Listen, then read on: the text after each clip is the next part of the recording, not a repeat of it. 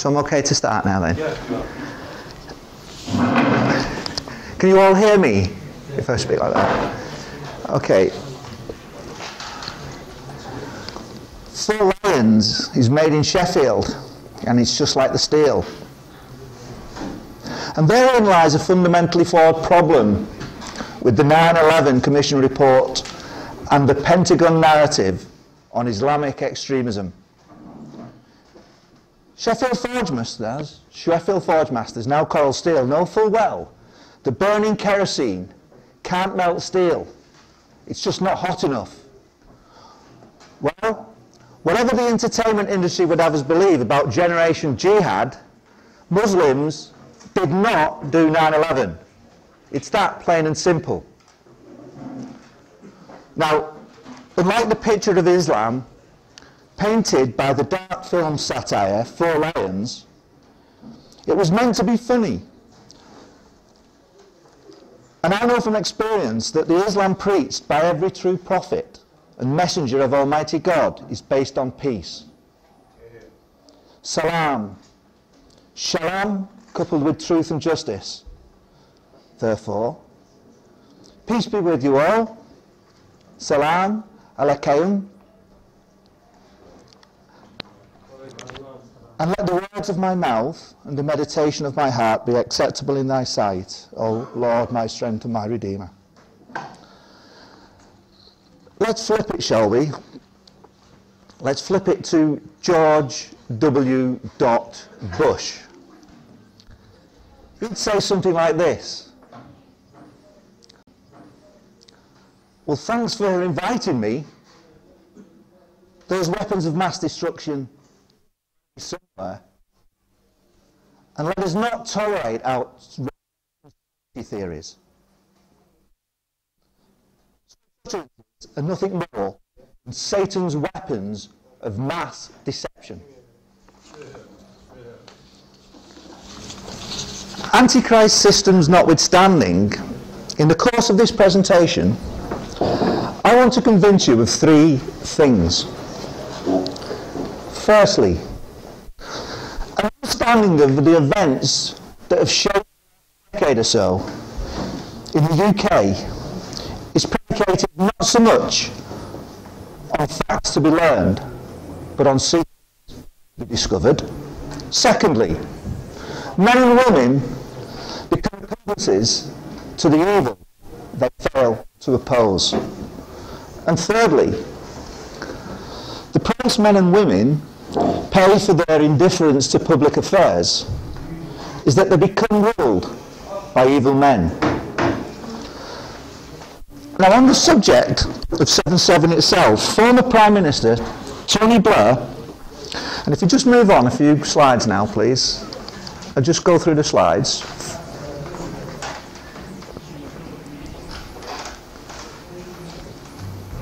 And the next one, please.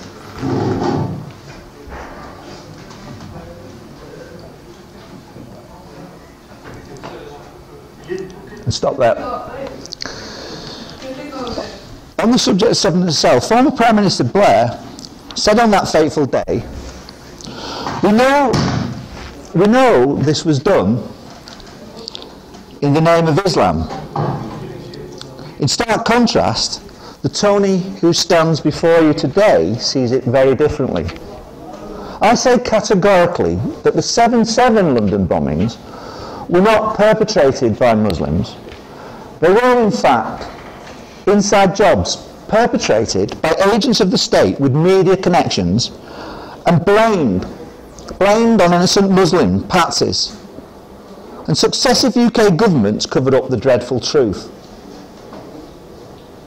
The 7/7 atrocities were only done in the name of Islam, insofar as the UK satanic state apparatus needed some catastrophic event so that it could blame Islam and dampen down opposition to their own evil role as the carefully disguised aggressors in the Middle East.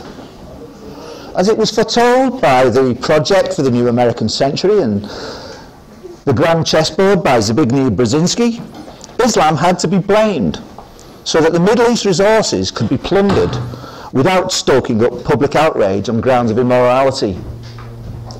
No big deal. Prime Minister Blair was only standing shoulder to shoulder with President George Bush. We have just got to hunt down Osama bin Laden.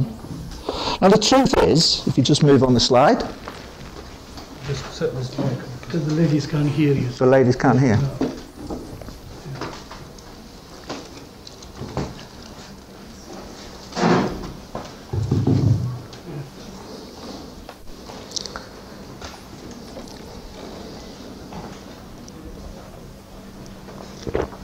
Okay. Can we just move on a slide then, please, Ashok?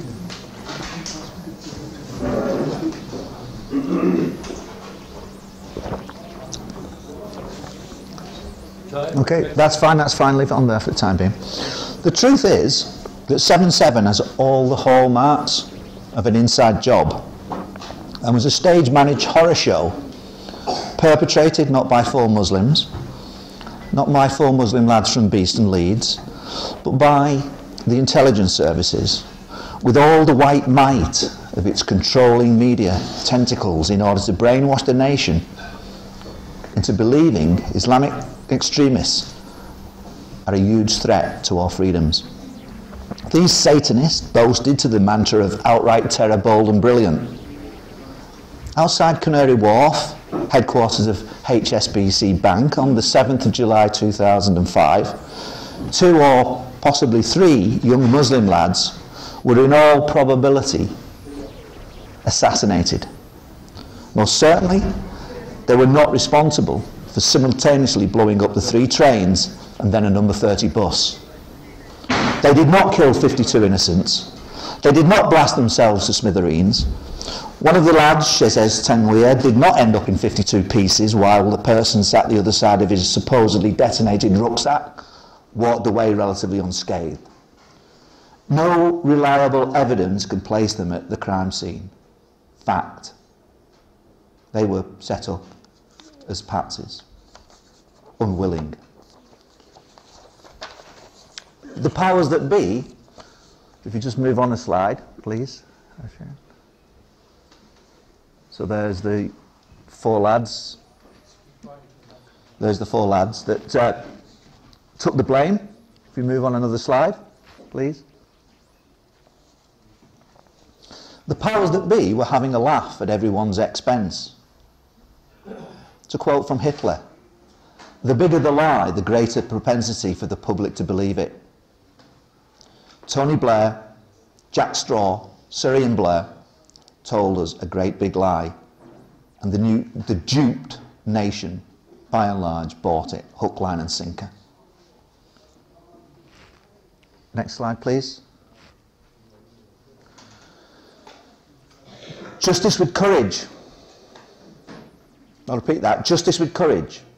That was the mantra of South Yorkshire Police, my employers, for 17 years. For doing my job properly, South Yorkshire Police inflicted injustice without courage on their own principal intelligence analysts. SYP, South Yorkshire Police, failed to walk their talk. Next slide, please. But if South Yorkshire Police could not care less about their own professional standards for honesty and integrity, on the 2nd of September 2010, the day I was dismissed, the message from the Word for Today on my dismissal could not have been more apt. Almighty God cares about honesty in the workplace. Next slide, please.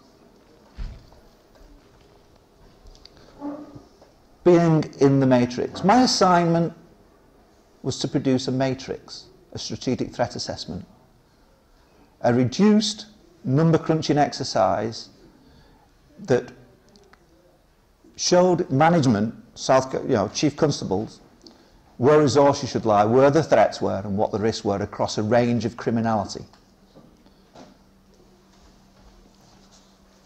Being awoken to the fact that 9/11 and 7/7 were not perpetrated by 23 Muslim suicidal maniacs, then A full 5 years it took me to wake up to that fact. And I woke up first about about 9/11. And that turned my world upside down. As somebody who'd had 17 years service in the police service. For the best part of a decade I had been employed as the Principal Intelligence Analyst of South Yorkshire Police. And I had unwittingly and unquestioningly bought the monstrous lie that it was the Muslims that simultaneously hijacked the passenger airlines, defeated the most sophisticated defence systems on the planet, pulverised the Twin Towers to dust, penetrated the Pentagon with a plane flown with perfect precision, and plummeted a jet airliner into the fields of Pennsylvania, leaving not a shred of debris in the wake of the crash scene. We have been duped into swallowing the yarn that 9/11 was orchestrated by Al-Qaeda and a leader named Osama bin Laden, previously known as Tim, who had close family links with the Bush family and was, while suffering from ill health, fully able to successfully evade capture from the CIA for the best part of a decade by hiding out in the caves of Pakistan and Afghanistan. There's a saying that truth goes through 3 stages. First, it is ridiculed. Second, it becomes violently opposed. And finally, it becomes self-evident. From my vantage point, as a former Principal Intelligence Analyst, I can see now the matrix construct I was in the police service more clearly. When I saw it, when I got kicked out of the police force, speaking truth to power, I showed the matrix system to the Employment Appeals Tribunal in London and the Court of Appeal and the Royal Court of Justice. Just exactly what the matrix looked like when applied to all sorts of criminality within the police service. None dare look at my analysis. The judges skirted around the issue so as to not to have to consider the facts. One acronym best describes the characteristics of the Strategic Threat Assessment Matrix and the matrix system imposed on the police service by the National Police Improvement Agency, or I would prefer to call it the National Police Indoctrination Agency. And that acronym is INEPT. INEPT standing for I for invalid, N for nonsensical, E for evasive, P for pleasing to the eye. That's the one thing that they were good at. These matrices look pretty and colourful. And finally, T, tarnished. Tarnished in as much as the practitioners who had to construct these matrices, namely intelligence analysts and particularly principal intelligence analysts, quickly woke up to the fact that they were unfit for purpose. They were ludicrous. But few of my counterparts in other police forces had the courage to oppose them as a construct.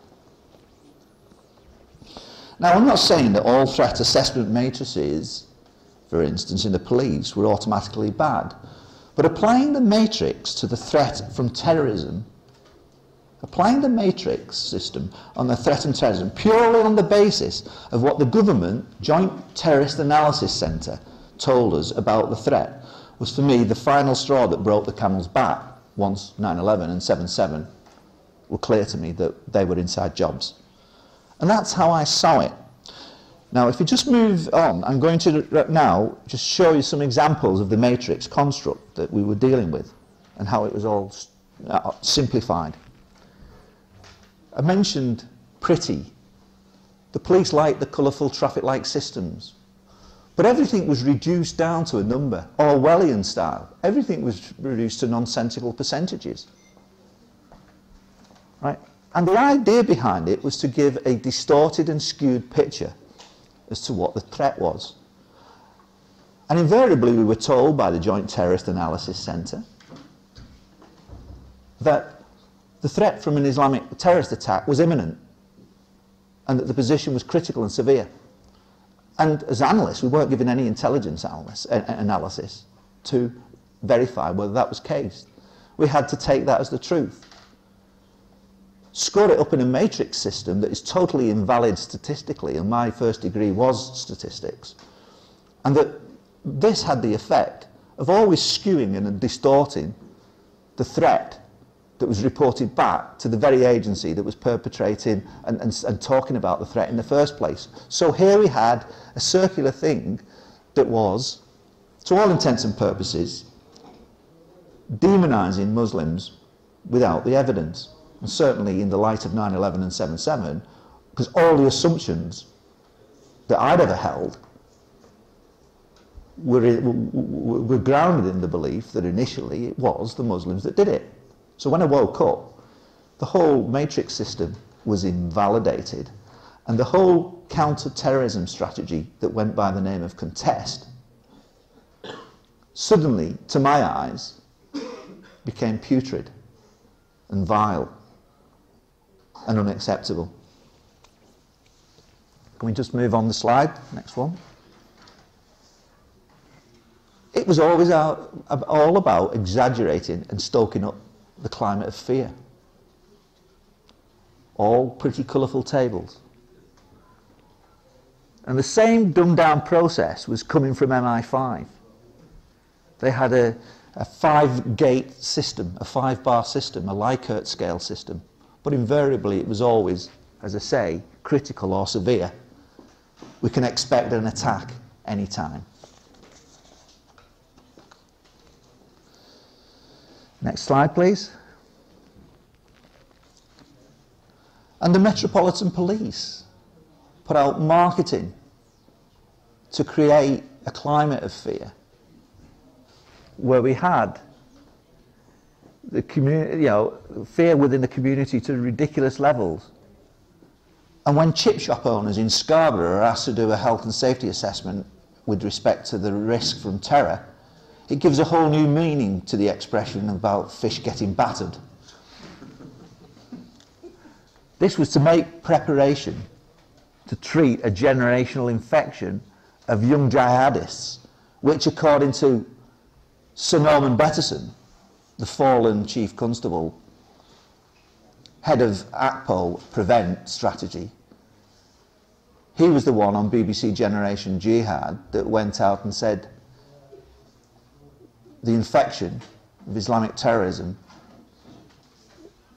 requires treatment that's going to last for 20 years, all supported by a BBC programme. Next slide, please. And the idea behind all of this is to erode your civil liberties by creating that climate of fear and suspicion to justify the war on terror, and in order to grab what our state considers our oil beneath their sand, referring to the Middle East. Next slide, please. Aided by an utterly complicit, controlled media, hell-bent on suppressing the truth in an attempt to fool the masses. Welcome to Police State UK.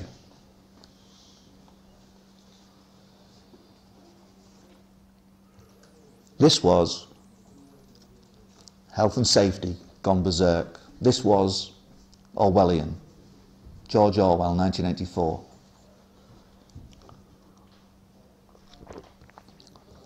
Next slide, please.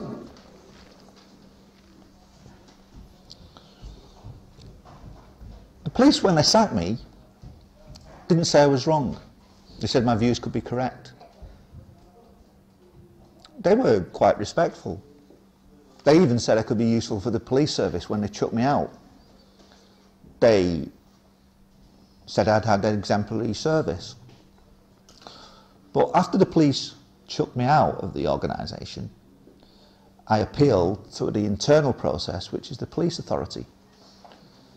And they're supposed to referee between me and the police and be independent.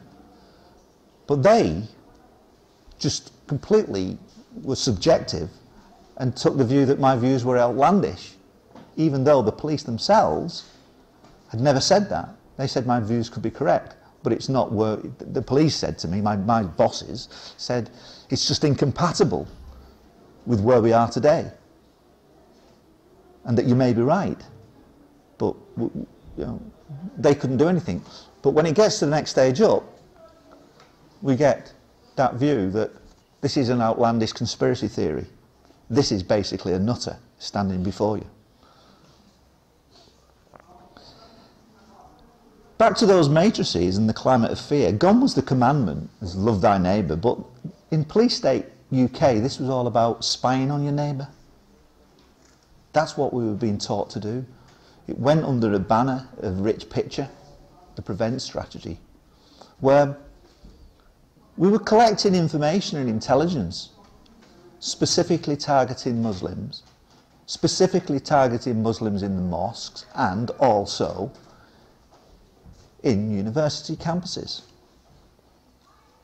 And don't worry, keep calm was the carry on, was the insipid message put out by the Metropolitan Police to rekindle a misplaced Churchillian spirit against what they, by deceit, wanted us all to see as the common enemy, young jihadists and mad mullahs. This was the kind of insipid climate that was building up on the back of the wrongs of 9/11 and 7/7, where you've been falsely blamed. So this spying on the Muslims was referred to as rich picture. They were gathering intelligence on the Muslims, and we introduced business metrics, performance indicators, counting how many intelligence logs we had on you, and we had targets against those. Meanwhile, next slide please. So that's the counter-terrorism strategy, and essentially we're talking about the prevent strategy at this case, in this moment in time, one of the four arms of it. The next slide please. I saw it somewhat different. The 4 Ps that they put out. This was pursue the Muslims, prevent, pretend it's the Muslims, petrify, it's perverse and power crazy, and prepare, plunder their oil. This is what we are being ruled by. Next slide please. Next slide after that, and the next one. The rich picture of gathering intelligence, the next slide after that. So, BBC Generation Jihad.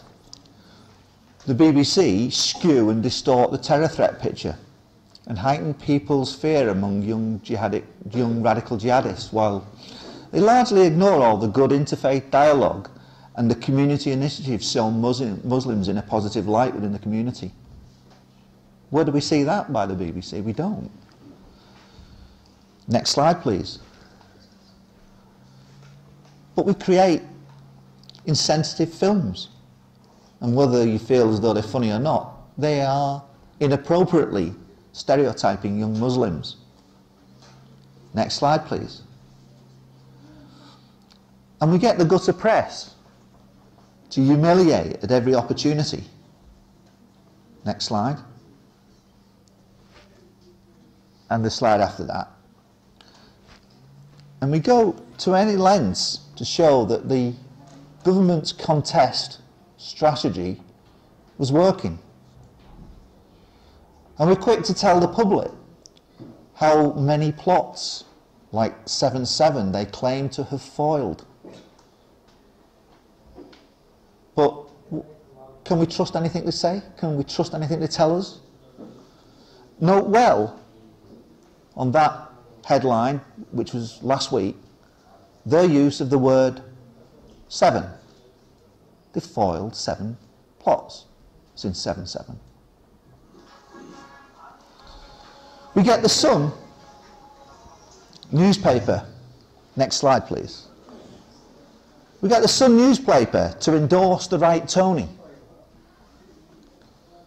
Next slide please. But ridicule the wrong Tony. when he stood up and spoke truth to power. Next slide, please.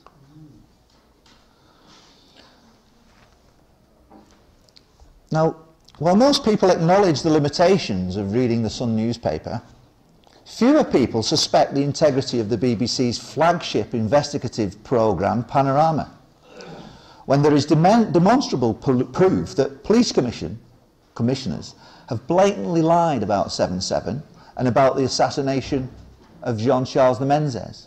Sorry, are you trying to get my attention? Sorry. What right have they, Panorama, to be and the commissioners to be critical of the Muslim Council of Britain? Jeremy Paxman and Gavin Hessler notwithstanding, Panorama need investigating and overhauling, as does, I suggest, the whole of the BBC. Now, there's a gentleman who's filming today called Tony Rook. You ought to have a word about him about the BBC, because he's withheld under Section 15, Article 3 of the Terrorism Act his BBC licence fees, because he's calling them complicit in the cover-up of terrorist activity and the distorting of the truth on terrorism. And he had an interesting case last week. Next slide, please. Warranting immediate arrest is the man of crisis, or should I say ISIS. Because if ever there was someone who needed to be arrested over 7/7, here is your man, Peter Power, Visor Consultants, terror drill specialist extraordinaire, and the front man often for the BBC whenever the government-sponsored terror threat propaganda machinery goes into full throttle. Check him out on Terror on the Tube. He was the guy heading up on the day a terror drill exercise that was occurring at precisely the same locations, where the bombs went off on the underground. Subsequently started to retract somewhat. His latest defence of the situation was this was a mere back office of only a few of his staff. Incorrect, because on the 5th anniversary of the London bombings, just before I got the sack and made my stance, my boss, a DCI at the time, admitted candidly that he was down on a terror drill exercise on the London bombings on the day itself. Well, either there was some other terror drill exercise going on, or we had Detective Chief Inspectors from other police forces part of that terror drill exercise. It all points to massive lies and cover-up. Next slide, please. The strategy of lie and deny is tried and tested. It worked for the Third Reich, and it's working for the Fourth Reich, the New World Order. It's vile, but it's well recognised and proven to work. Just read what Hermann Göring had to say on it. So next slide, please. Muslims have been demonised, and you don't need to take my word for it. There's plenty of research out there as to what's happening to the Muslims with respect to the counter-terrorism strategy known as Contest. There are countless injustices against Muslims since 9/11 in our country. There are untold number of examples of terror bomb hoaxes and false flag attacks, and here are just a few reminders. Time won't permit me to go through them all, so I'm just going to really show you some photographs. So forgive me while I pause for breath as I go through some self-evident examples. So we just move, first slide, the racing plot in 2003 that never was. Move on to the next slide, please. We have, with the Iraq War, an admittance by the former MI5 boss that Iraq did not pose a threat to us. But when did she admit that? She didn't admit that when she was employed as an MI5, when she should have intervened and said that. She admitted it many years later, after it had bolted. Next slide, please. Weapons of mass destruction. Almost certainly, for being a whistleblower, for telling the truth, for having a conscience and speaking out against the injustice of what our country was doing, he lost his life. He did not commit suicide, almost certainly. Next slide, please. Paintballing is not a crime. Here we have Mohammed Hamid, supported by the BBC, sent on an exercise up in the Lake District in order to trap him so that they can throw terrorist offences at him for doing little more than going and paintballing. He was speaking out, he was exposing the untruth of 9/11 and 7/7. That's why he was singled out and targeted, and now he's currently in a long-term prison sentence where his daughter, Yasmin Cass, is doing a level best to actually heighten awareness as to the gross injustice to Mohammed Hamid.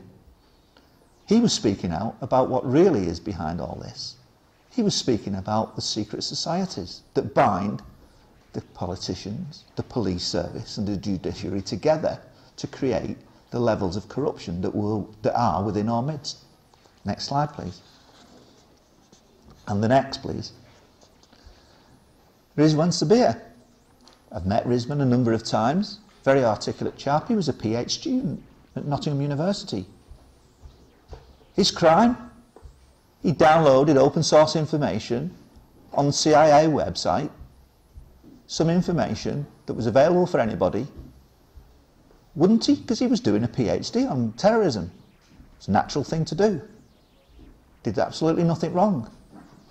But the police came in and arrested him and put him in prison for 6 days. And then, when his tutor, next slide please, when his tutor, Rod Thornton, came to his rescue and his defence, saying this is unjust, this is outrageous, he was made a pariah. And he was kicked out of the university too. Next slide please. And the next please. So we come to London bombings and we will go through some analysis in a short time. Next slide after that please. And the next. We have so-called corroborators of the 4 patsies that were set up for the London bombings. But these were subsequently cleared, not without some help from a gentleman called Muad'Dib. Next slide please. And then we have another patsy set up on 2009, the Underpants bomber. But that was a CIA related incident and this was a set up patsy. Read 9/11 and Webster Tarpley to know more. Next slide please. And then for coming to the aid of 3 corroborators at the Kingston trial, Muad'Dib made a film of 7/7 Ripple Effect, a brilliant expose of what really happened. And if you haven't seen it, I would recommend anybody Google Ripple Effect 7/7 and the work of Muad'Dib. And he sent, seeing the injustice against the Muslims, he sent a copy of his DD to the clerk of the court. And to cut a long story short, there's nothing wrong with doing that in law, but for doing that, he faced 151 days ultimately in prison, which happened, just coincidentally, to coincide with the Lady Justice Hallett inquiry into the London bombings. They kept him inside because he was too dangerous, because he was courageous enough to speak out. He was brilliant enough, mind-wise, to expose what was really going on with the London bombings, and they had to keep him quiet. Next slide, please. What did I do then? In my moment of choice, on the 5th anniversary of the London bombings, I've suddenly woke up. The next day I'm supposed to present to the Chief Constable saying that the threat's coming from Islamic terrorism. I'd alerted them the day before saying, we've got a problem here. Euston, we have a problem. If you look on the internet, there's all sorts of information pointing towards that it was an inside job, and that that in itself is going to cause great community tension if we don't do something about it. They wanted me to sort of ignore my reservations and go along with a lie. So on that anniversary, I decided I had to make a stance. So I went in on the morning where my assignment was due in front of the Chief Constable and basically bastardised all the scoring system and said that the threat 100% is coming from within, and scored everything else as totally irrelevant. In other words, I was saying, the only thing that matters here is the truth. Don't ask me to lie for you. For that, if you just next slide. So I said that the threat comes from within, internal tyranny, and that every other type of criminality they wanted me to score up was totally irrelevant in that context. Next slide, please. And in the control strategy that sets the activity of the police and determines where our resources should be, I simply said everything's irrelevant until we get to really behind what's behind 9/11 and 7/7, because it just invalidates everything that I'm doing, and I'm not lying for you. Next slide, please. So for that, they asked me to write a report and explain myself. They removed me from the office, and I called the report a rich picture of an ignoble lie, or enabling the one truth. And I said, in terms of what I would do, I made some inferences. So if you just move on the slide. Basically, I wrote down in front of the boss that 9/11 was a false flag at a probability assessment of 99% certain. 7/7 was a false flag operation with a probability assessment as better than 95% certain. I said that the war in Afghanistan and Iraq was immoral and based on false pretenses, and that I went further. I said that the multitude have been fooled and that it was based on ungodly corruption and evil within our midst, and it was based on a new world, a satanic new world order that was being implemented. And I put a probability assessment on that. So the next slide, please. And in terms of explaining what I did and why I felt compelled to make a stance and basically commit professional career suicide, I mentioned that my role as a principal intelligence analyst was not a spin doctor. I was not your Alistair Campbell. I'm there to tell the truth without fear or favour. Next slide, please.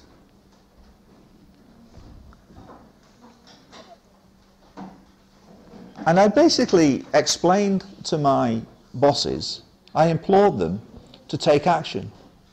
And I put the emphasis on them to investigate, and I offered them a full report which they would refuse to look at and to accept. Next slide, please. I talked about my religious beliefs, about the fact that the Ninth Commandment compelled me to speak truth and not bear false witness against my neighbour. In this instance, in this context, my neighbour was Muslims, and that I was, as an analyst, assigned they wanted my opinion on the threat. I had to give it honestly, or not at all. And although they wanted me to skirt around the issue, my faith compelled me that, no, I can't lie. I've got to tell it as it is, as I see it. They were paying me to give the analysis. It wasn't somebody else's analysis, it was my analysis. So there was no way I could skirt around the issue. Conscience wouldn't permit it. Next slide, please. So, you probably read faster there, but I was imploring them to take action. The only thing necessary for the triumph of evil is for good men to do nothing. I used some slides just to show that I had information, that I was aware of the kind of secret societies and how this was all binding together. So I'll just move on some slides and show you the kind of thing that I used. The all-seeing eye, the one eye, the evil eye, the insignia on MI5. No coincidence. Next slide, please. And the next slide, that's the MI5. And I really set a challenge for South Yorkshire Police by putting to them the question, because two or three weeks prior to this, we were being heralded in the press for arresting a drunken student in Sheffield that was urinating over the war memorials. And everybody was patting the back of South Yorkshire Police for doing a good job in doing a simple arrest, as if that was good policing. The guy in a drunken stupor was very remorseful. So I was saying, making the point, well, who is really pissing, and pardon my language, but on those that gave their lives for freedom? I saw it in those terms because by that time I'd already got clear indication that the police were not going to do anything regarding investigating the criminality that I was alleging that was taking place and the corrupt practice that was there within the police service. By rights, I was their analyst. They were obliged to investigate my alleged criminality. They certainly shouldn't have sacked me. Next slide, please. In addition to all the empirical evidence and believing that 7/7 was an inside job on the basis of my data analysis, I was interested in the kind of end-time Bible prophecy. And I showed them the kind of patterns that were available from biblical scripture and from biblical numerology. And there's no shortage of information available. The talk that should have preceded this may well, in talking about the Dejjal, touched on some of these issues. They run very parallel with each other. Next slide, please. And I handed over, on the day of my dismissal, I handed over to them clear reports that were clearly showing what this New World Order agenda was all about. So they couldn't see and couldn't deny that they had this information in front of them. Next slide, please. So this is the kind of material I dropped on their table on the day that they dismissed me. Next slide, please. When I took this to the court after it had been thrown out, my legal advice was to fight this on my religious philosophical belief regulations. What they perhaps should have done is fight it on a public interest disclosure. In other words, I was making an allegation, they were duty bound to investigate. South Yorkshire Police are on record they never once investigated.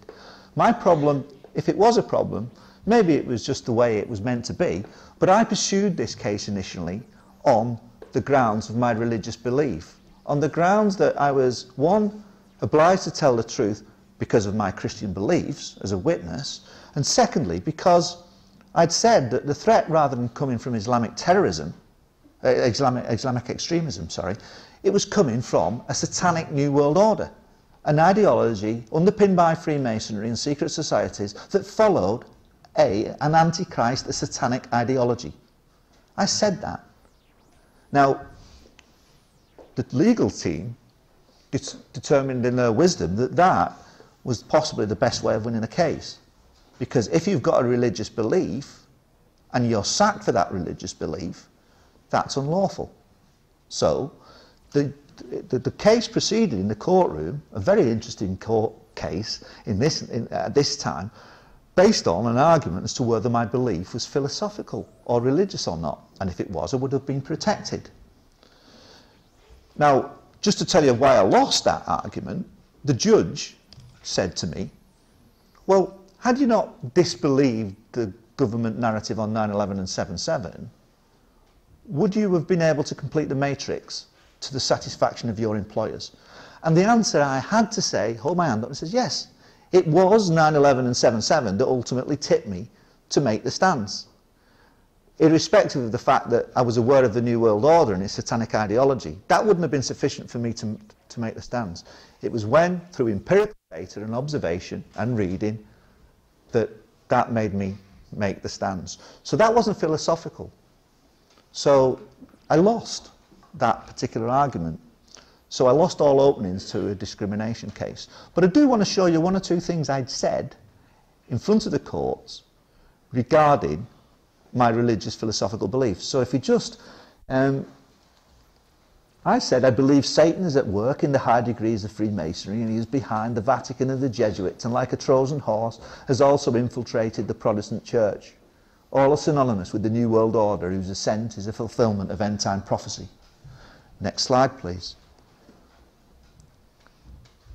I talk about the morality. So this is all philosophical because I believed it was morally wrong for our Western governments to be at war in Iraq and Afghanistan. A global fall of law enforcement that unnecessarily kills thousands of innocent people to punish or prevent crimes for which they bear no responsibility is, to my mind, plain and simple wrong. So this was the kind of arguments I was putting forward in terms of my religious philosophical beliefs. Next slide, please. I said that the New World Order, this ideology is warmongering. I said it's a direct attack on Islam. It's also a direct attack on true Bible-believing Christianity. This was all about the obliteration of both faiths, as I saw it, this New World Order. So taken as a whole, you know, what I was saying is that this is a massive issue, and that it was in a way philosophical. Now this was all the argument that ultimately I lost. Next slide, please. And we'll move on again. So that was there was 96 points I made, 95 points I made in my religious philosophical belief statement.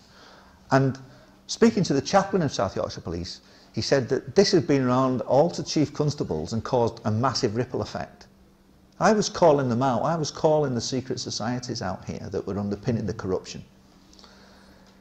But my case, because it failed on that, it went forward in a different light. I tried to resurrect the case on the argument that I was making a protected disclosure. Should have been protected under the Public Interest Disclosure Act. In other words, I was alleging against the police criminality. So to some extent, I had a second chance to appeal.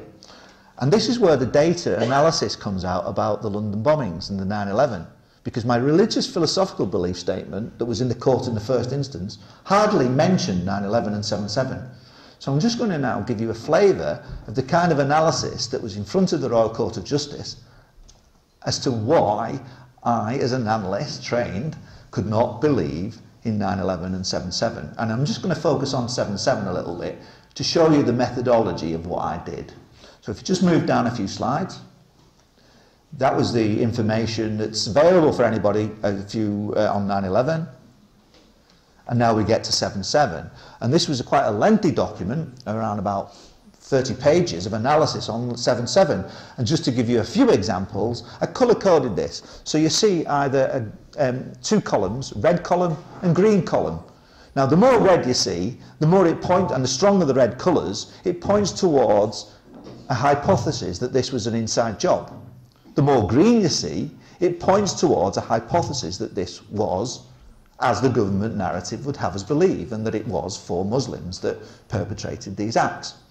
Now, if the government were telling the truth all along on all these, and these are all these facts would invariably point towards the government's narrative. But as we go through some of these, you can clearly see that the opposite is the case.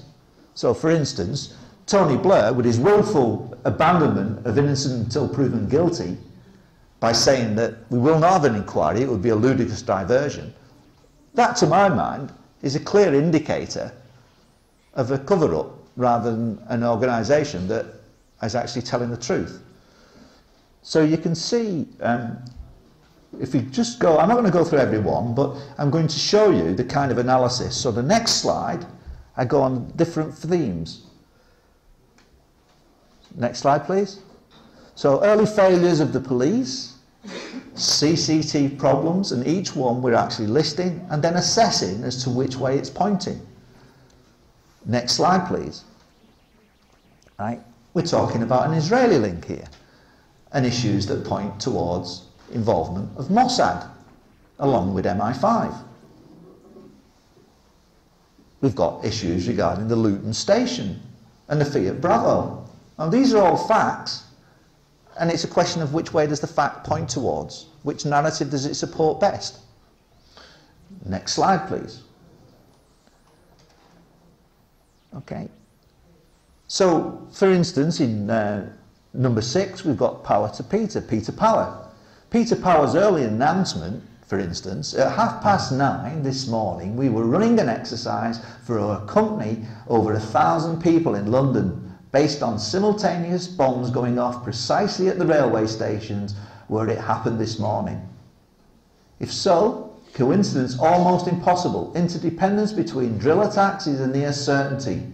This obvious fact is ignored by all the investigation into 7/7. The chances of this happening by chance are probably in excess of a billion to the one. So all that alone, Peter Power admitting that there was a terror drill at the exact same locations, it is best explained by the fact that the agents of the state had planned this. And because there was a failure to investigate and actually have him in for questioning, it was ignored. That is a further indicator that it was all covered up. We'll keep going. And you get the picture. You see all the reds rather than the greens. It's absolutely slam dunker that it's an inside job. There can be no doubt. And it's time people started calling things for what it is. It's unacceptable for our government to preside over acts where we kill our own people and cover it up and refuse justice. Next slide, please. So let nobody doubt that the analysis wasn't there in front of the police's very eyes, in front of the Royal Court of Justice. And the judges, our corrupt system, wouldn't dream, wouldn't dare look at this information. Now, I just want to mention the support I've had from Muslims. And by and large, it's been absolutely phenomenal. I mentioned Lord Nazir Ahmed from Rotherham.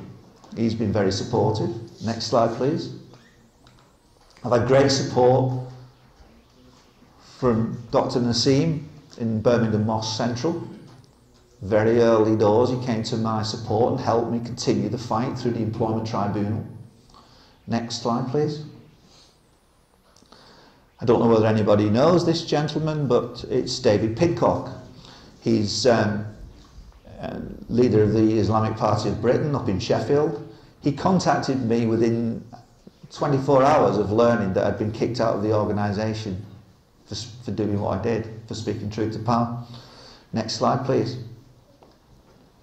And David speaks fearlessly on the bogus terror threat and in an attempt to bring down the corruption within from peaceful means. And he's a very articulate gentleman and a very kind and passionate man about the truth. Next slide, please. And I've been shouting from the rooftops, making small videos, trying my level best to expose the corruption from within. And this was based in Sheffield not so long ago in the summer, when I was engaging with people on the streets. And I was engaging with 4 police officers. Now, in this particular instance, when I'm confronting South Yorkshire Police, I confront a Muslim police officer, an Asian police officer.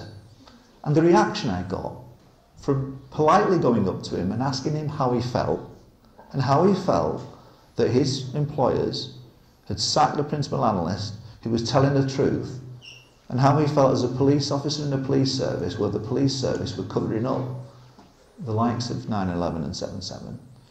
And very nicely, very gently, he turned around to me and says, and smiled. He says, "At this moment in time, I'm not allowed to say anything," but he said, with a smile on his face, "Thanks for asking.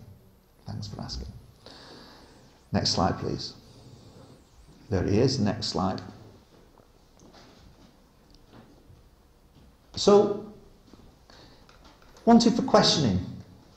If I was an analyst now, still in South Yorkshire Police, I'd make no hesitation, from the information that's at my disposal, to make recommendations for immediate arrest for certain individuals.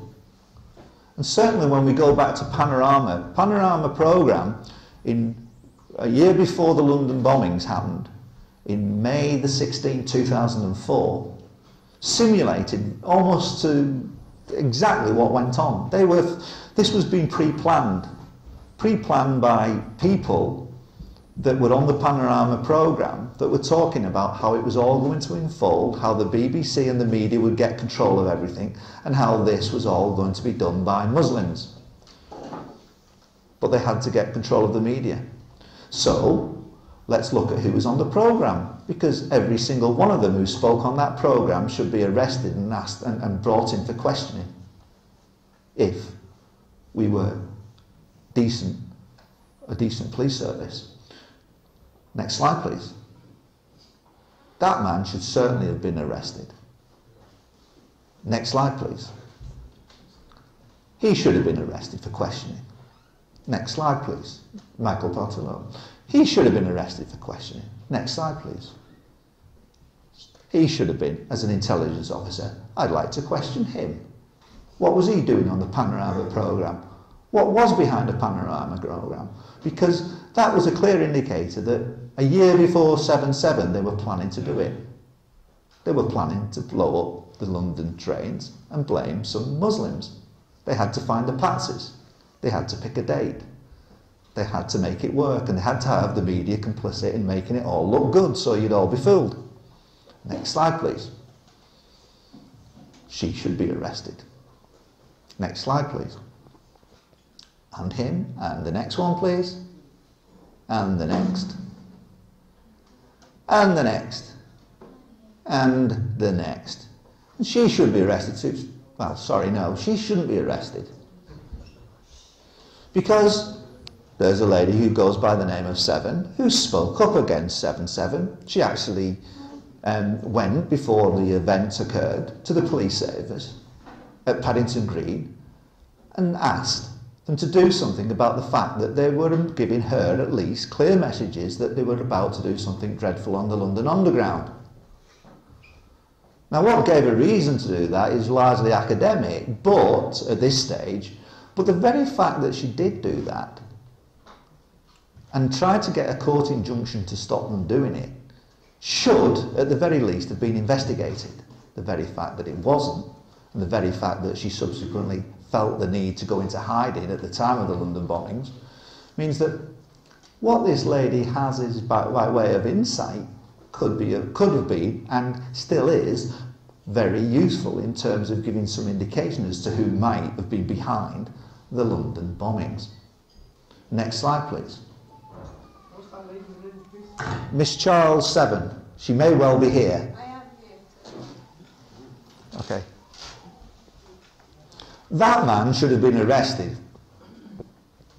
He should have been arrested long before the 7/7 bombings.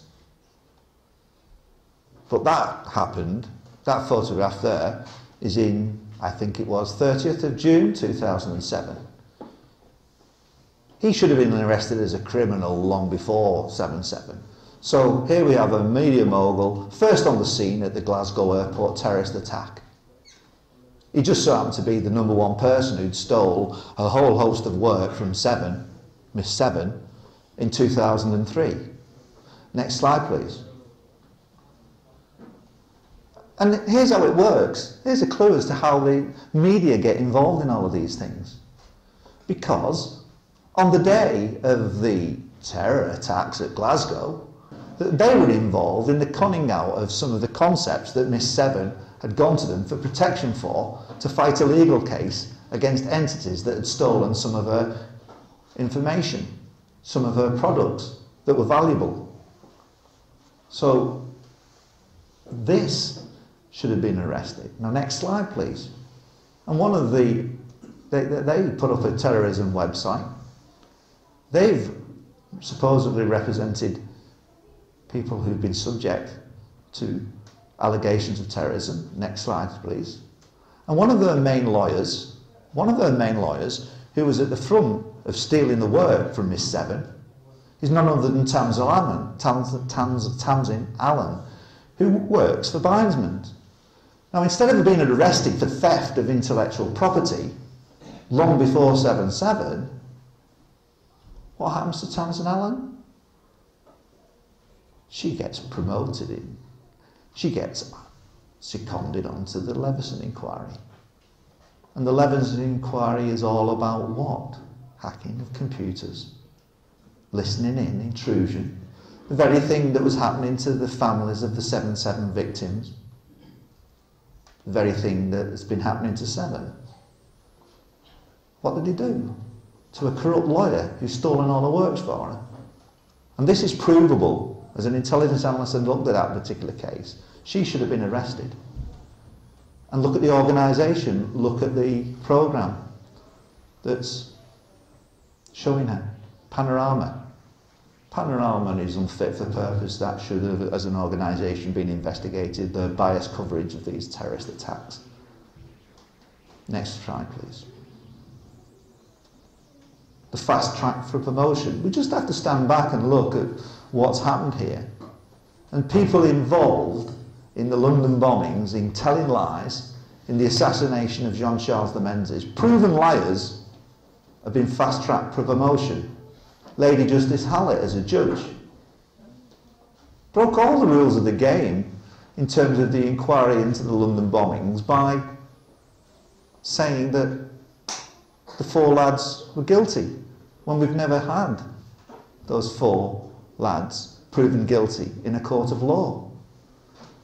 And Lady Dame Janet Smith is the judge that's now going to be presiding over the Jimmy Savile case. She was the judge who in the Royal Court of Justice closed down my particular case, where all the analysis of 7/7 was before the Royal Court of Justice. She went to the lies of saying that she didn't think it was genuine, when all the judges before had always said that it was genuine, and the police service, even in dismissing me, has always said it was genuine. So she's corrupt. She was on a job to cover the whole thing up. Where can you get justice? And the other one, my chief constable, my former chief constable, Meredith Hughes, he had the job of covering up 7/7 afterwards.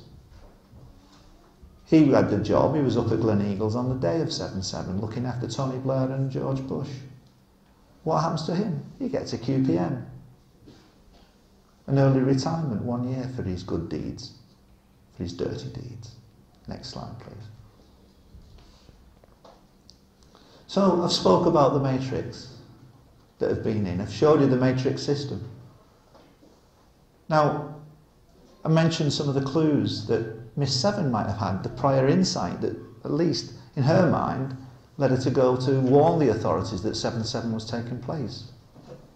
And I just, without going into the details, the Matrix system and the film The Matrix and the Wachowski brothers who put out V for Vendetta, which was featured just before in adverts before the London bombings, was code that Seven, Miss Seven, saw sufficiently to be threatening to alert the authorities, who took no notice. And it wasn't just that, there were other signals too. So this matrix construct that we've been through is worthy of further investigation. Next slide, please. That was all happening, advertised, in the month before the London bombings. And certainly, with the ordeal that Miss Seven had been through, she was seeing this as something sinister and something worthy of going to the police for and going to the courts to say, stop them from blowing up the underground. And she can prove that she did that. Next slide, please.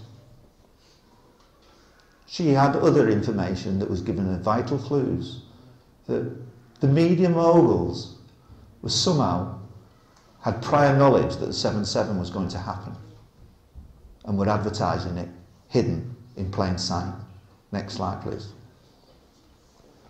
So, we've got 4 lads who've been blamed, innocent, assassinated, and we've got traitors and liars who've been promoted.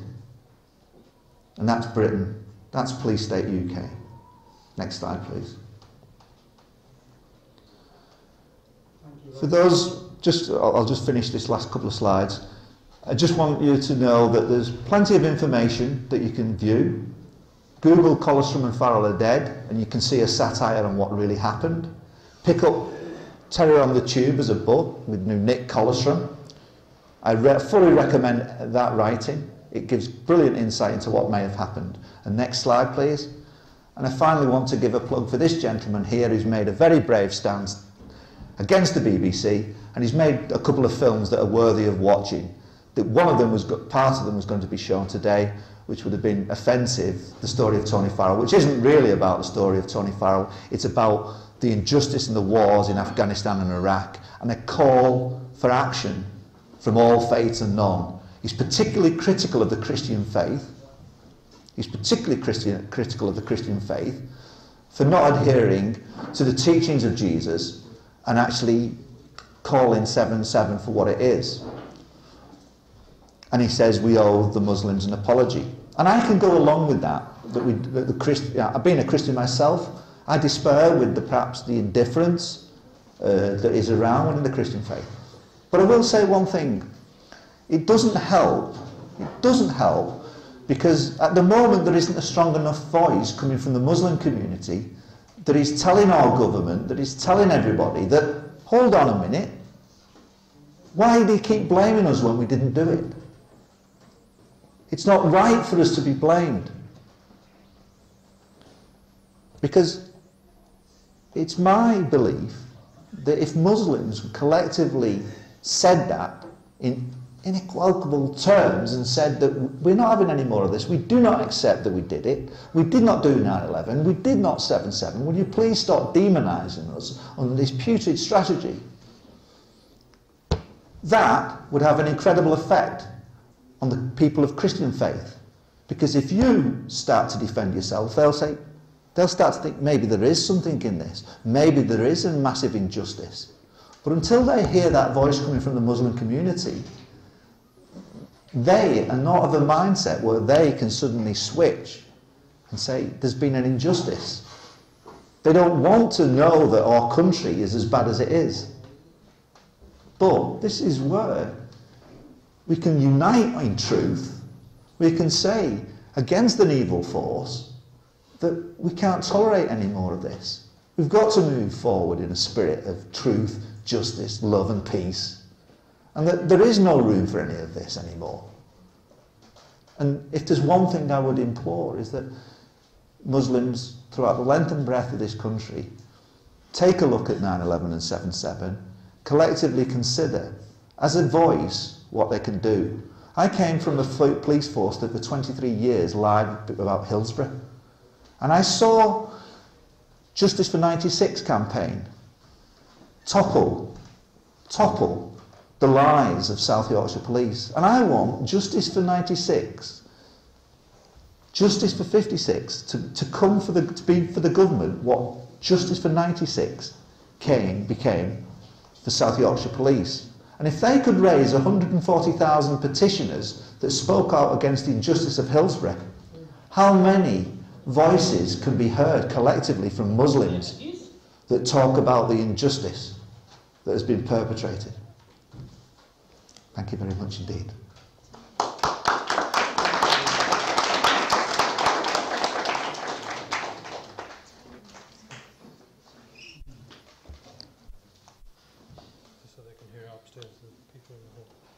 Okay, thank you very much.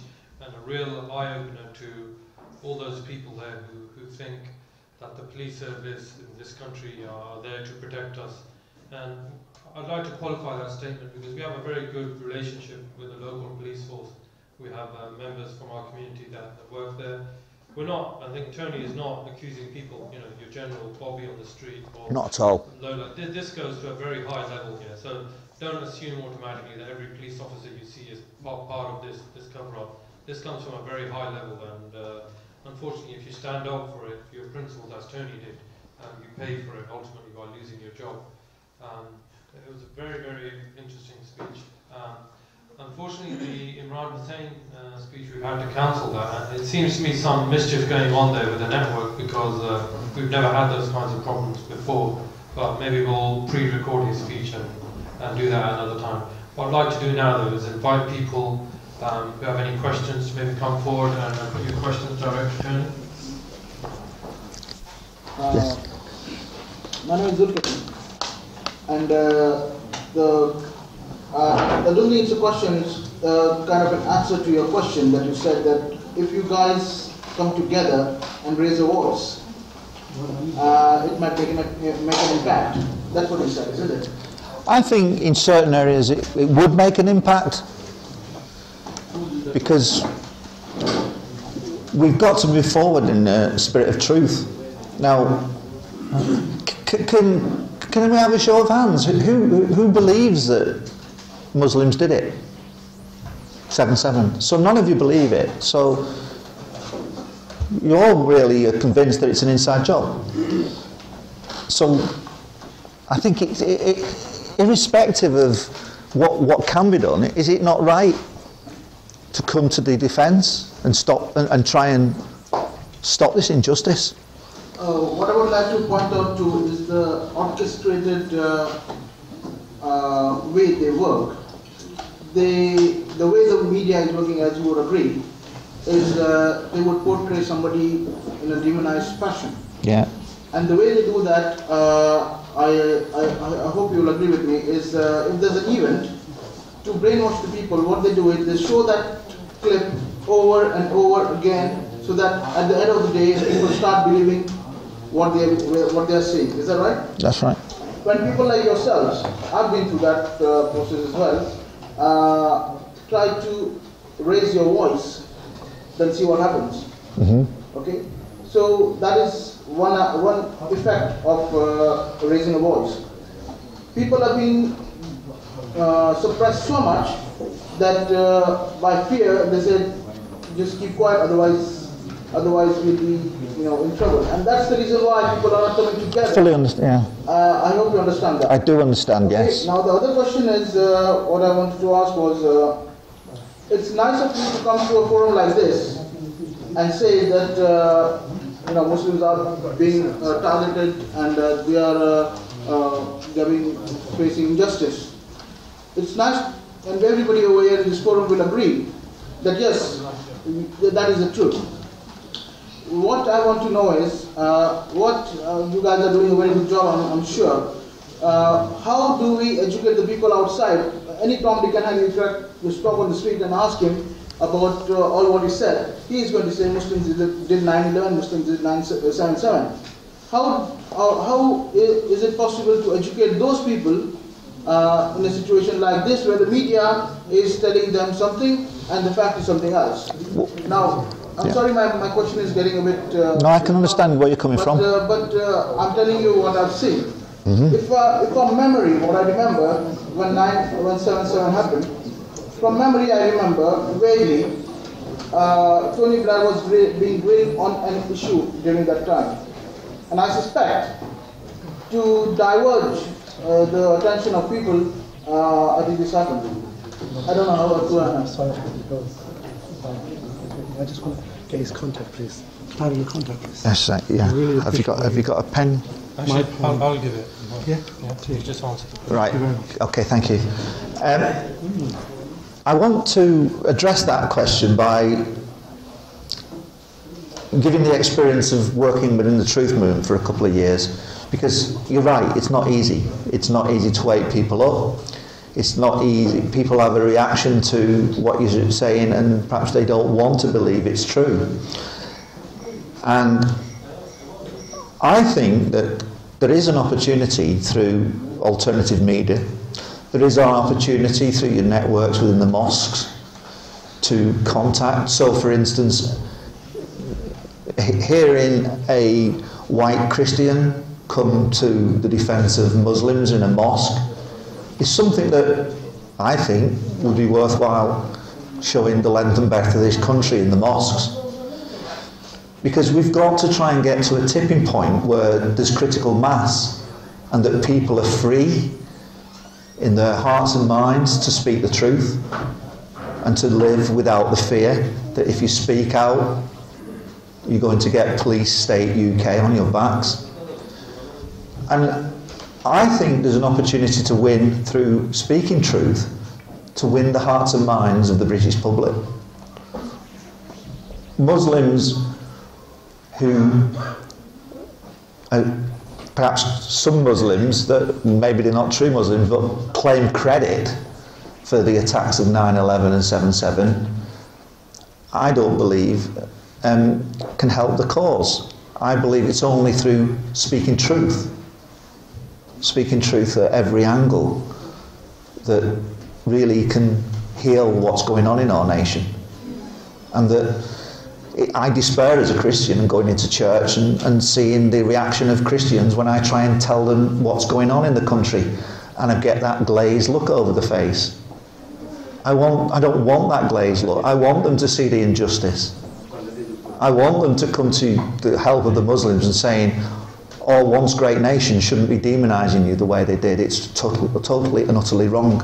And I do believe that if you did somehow collectively speak up, that you would get a very favourable reaction, and you would help the Christian church to wake up and stand against this New World Order, which does follow a satanic ideology. Yeah. Any other questions? Over there. Okay, do you want to come over and just pick a question? Right, as you were saying that these satanic New World Order and Illuminatis and all their organizations, they are over control of money, and they are over control of the banks, and the power of the military all over the world. It's not only London bombing, and it's not only the 9/11, September 9/11, and it's all going on all over the world. They are behind all governments around the world, in the Middle East, in Asia, South Asia, in Europe, in America, all over the world. And as I was previously asked one of your colleagues, I said, how would we be able to stand up? And I mean, your voice and our voice can be, as like compared to their power, the power of money and the power of the banks and the power of the plans they have drawn since the beginning of the 21st century until now. Our voice compared to them, their power is like a drop in the ocean. How would we be able to stand against them? Because they got the control of money, and if they got the control of money, what they can do, they can buy anyone they want. I mean, like as previously you mentioned that one of the police officers, you asked him, what do you think about this whole plans and games going on? He said, I'm not allowed to speak up. I'm not allowed to say. As he said, he can't say anything because he knows if he said anything, he would be out of the job. He would be. I mean, a lot of people has been bought by them. So how can we control something when we have no money? What they do have, they have the control of everything. Okay. It's a difficult one, but I would say look towards your faith. Look towards the Muslim faith. Look towards your scripture in the Quran. Just as I would look towards Holy Scripture in the Bible and seek my answers there. Because when you see evil, what does the Quran tell you to do? Stand up against it. Stand up against it. That's exactly the same as the Christian Holy Scripture in the Bible tells us to do, not to turn a blind eye. Ephesians 5:11 tells, have nothing to do with the fruitless words of darkness, but rather come out and expose.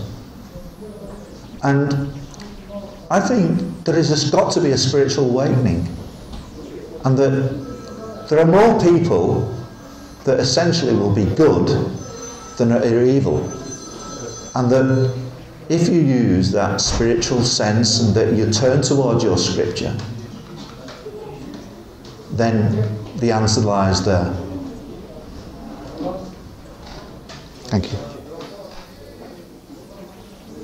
If there are no other questions, we have some refreshments and you have an opportunity to mingle with. You have a question? Yes. Could you come forward? I don't think the lead's long enough. Tony, we have massive evidence in the event of 9/11 for Israeli Mossad involvement in perpetrating the event. Do you think there's anything comparable to European terror events like the London bombings? Do you think there's any evidence for Israeli Mossad involvement in this?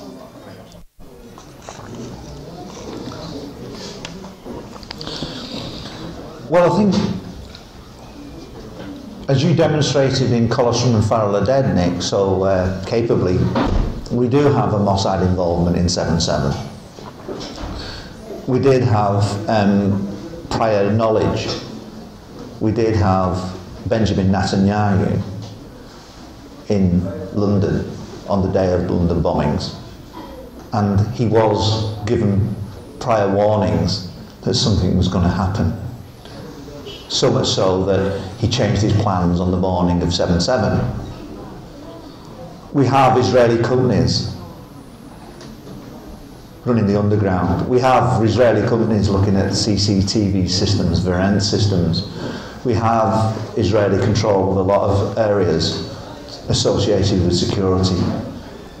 So yes, I do believe that there is MI and Mossad involvement in some way or other. Not in splendid isolation, but to some degree, MI5 in connection with Mossad and the media industry. So most certainly, Nick, there is involvement, and anybody who really needs to know more on that, I would fully recommend you to get hold of Nick's excellent work, either through the website on Terror on the Tube or on his book, Terror on the Tube Beneath the Veil of 7/7. Thanks. So no. Can I comment on that? Yeah, sure. Nozzle. Last question. No, after this, if you come forward. Just, I think, maybe of interest to the audience here, okay? That's not one. Just to add what Tony said, there was an article in the Jerusalem Post about 2 o'clock that day, at 7/7, written by the head of Mossad about the London bombings, and it had quite obviously been written before, quite obviously been planned long before that article. It's called Rules for Engaging in the Third World War. And that came out, and it obviously knew too much about the London bombings. And in my book I didn't emphasise this very much, but it would be a main aspect of the influence of Israeli-Mossad connection of this event. Okay, thank you.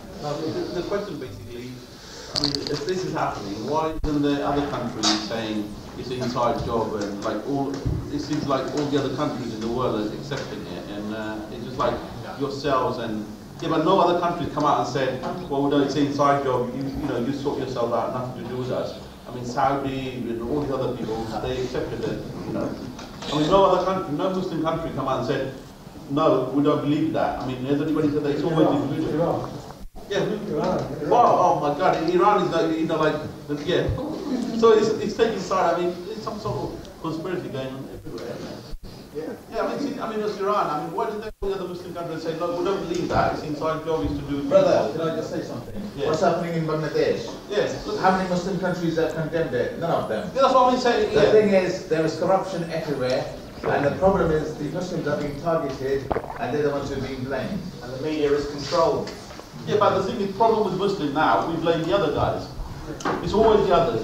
If you look at... Sorry, Bangladesh, there's no Americans going in there saying, like, we need to sort you out. If you look at 9/11, everybody knows completely what's happened. They were detonated.